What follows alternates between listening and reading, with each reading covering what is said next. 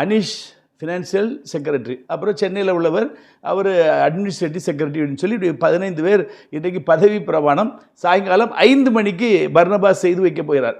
இவர் இந்த கடிதத்தை இதற்கு ஆர்டர் உத்தரவு வந்தது 22ஆம் தேதி. இந்த கடிதத்தை அவர் அழைப்பு கடிதத்தை ஏற்படுத்தியது 24ஆம் தேதி.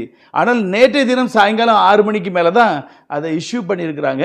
ஆகவே இன்றைய தினம் 27 இன்றைய தினம் அது பதவி பிரமாணம் செய்யப்படுற. இன்றிலிருந்து ஒரு 13 account, bank account power of இது டிரான்சாக்ஷன் பண்ணுவதற்கு கையெழுத்து போட்டு எல்லாம் செய்வதற்கு அனீஷ் கையில் ஒப்படைக்கப்பட போகிறது. எல்லாம் கைகூடி வரும்.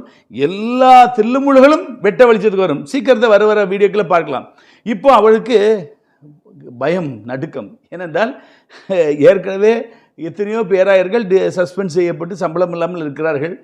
இவருக்கு சஸ்பெண்ட் மட்டுமல்ல, டிஸ்மிஸ் செய்யப்படுவார் என்ற அவ்வளவு ஆதாரபூர்வமான குற்றங்கள் உள்ளே இருக்கிறது. ஏற்கனவே உங்களுக்கு ஞாபகப்படுத்தின பழைய காரியத்தை, அந்த பெல் மருத்துவமனையில் அந்த அம்மாவுக்கு இவருக்கு வைத்ததை விட விலை கூடின மாடல், அதாவது டொயோட்டா கிறிஸ்டாவில் டாப் அண்ட் மாடலை காரை வாங்கணும்னு சொன்னார்.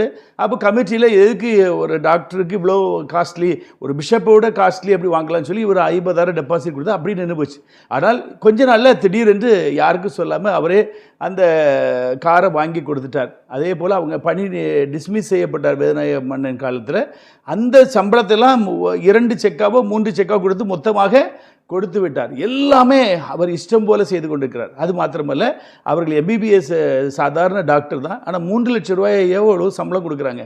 இன்றைக்கி அரசாங்கத்தில் 40,000 50,000 மிஞ்சி போன எக்ஸ்பீரியன்ஸில் தான் 1-1.5 வரை கிடைக்கும். ஆனால் இன்றைக்கு ஒரு பிரைவேட், ஒரு தனியார் மருத்துவமனையில் 3 லட்சம். இப்படி எல்லாமே தாந்தோணித்தனமாக, அதே போல் எல்லா விஷயத்திலும் அவரே தலையிட்டிருக்கிறார். நிறைய போஸ்டிங் போட்டிருக்கிறார், ப்ரொமோஷன் போட்டிருக்கிறார், டிரான்ஸ்ஃபர் போட்டிருக்கிறார். எல்லாமே நம்முடைய சட்டத்திட்டத்தின்படி கமிட்டி பாஸ் பண்ணி தான் செய்யணும். தந்தோணித்தனமாக செய்வதற்கு இது தனியார் கம்பெனி கிடையாது. இப்போ மோகன் சி லாசரஸ் எடுத்துக்கிட்டால் அவர் தனியார் கம்பெனி, அவர் இஷ்டம் போல் இருந்தாலும் செய்யலாம். ட்ரஸ்டீஸ்லாம் ஒரு டம்மி ட்ரஸ்டீஸ் வச்சுருப்பாங்க, அவங்க எல்லாம் கையெழுத்து போடுனா போட்டுருவாங்க. மேனேஜிங் ட்ரஸ்டி அவர் தான்.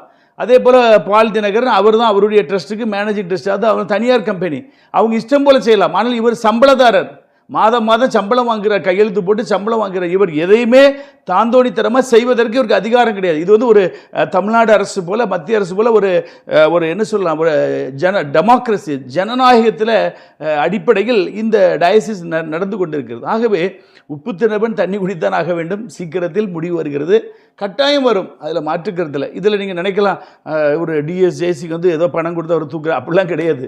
நியாயத்தை கரெக்டாக விசாரித்தாலே இவர் டிஸ்மிஸ் தான். அதுக்கு நான் 16 பாயிண்ட்ஸ் வைத்து